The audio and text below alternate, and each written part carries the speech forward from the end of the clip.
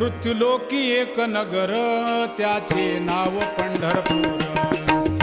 येथील मोकाशी उभा विटेवर पुंडलिक भक्तराज शोभे चंद्रभागातील.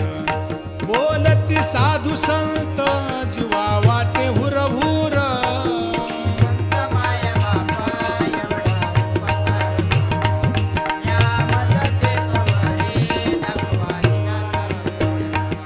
मज नाही हात पाय डोळा पडली झांपड.